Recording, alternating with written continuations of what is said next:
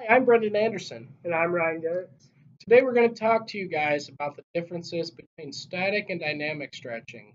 One question to consider is what kind of exercise you're doing in order to properly use these stretching techniques. So static stretching is when you stretch and you don't change your joint angle at all. So examples, arm across your chest or touching your toes to stretch out your hamstrings. Static stretches should be done by about sets of four for 8 to 15 seconds each, and they should be challenging but comfortable. If they start to hurt, you're probably overstretching and you don't want to do that. Static stretching is thought to improve your overall flexibility. This is shown in Michael Sampson's and Dwayne Button's research article that was published by the Journal of Sports Science and Medicine. In this article, they had 18 individuals participate in it. 9 people did static stretching and 9 people did dynamic stretching.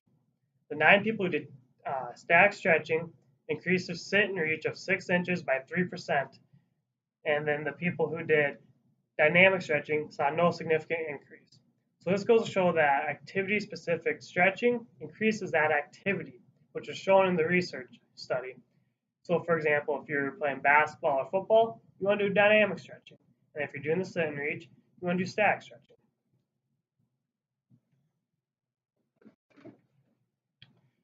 With dynamic stretching, the joint angle and muscle length change. It's intended to extend the muscle's range of motion. It increases the blood flow and oxygen to prepare for the exercise you're doing. It requires more movement than static stretches.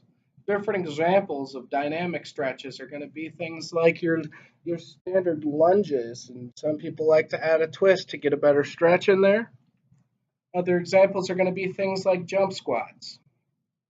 Danny McMillan did a study published in the Journal of Strength and Conditioning Research that showed the difference between static and dynamic stretching in regard to high intensity performance.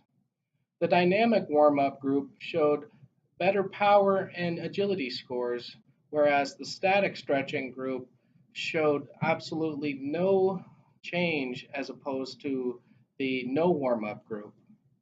The recommended dynamic warm-up is around 50% of your VO2 max for about 5 to 10 minutes. In conclusion, if your activity is a high intensity or explosive exercise, then the dynamic warm-up is going to be the proper route for you to take for optimum performance. Static stretching would be the proper way to go if you want to increase your overall range of motion, flexibility, or after intense workout if you want to relax your muscle a little bit. This goes back to activity-specific stretching, and as Brendan covered, dynamic stretching for dynamic activity, static stretching for static activity, such as stretching and range of motion. Thank you for watching. If you have any questions, leave them in the comment section below, and see you in the next video.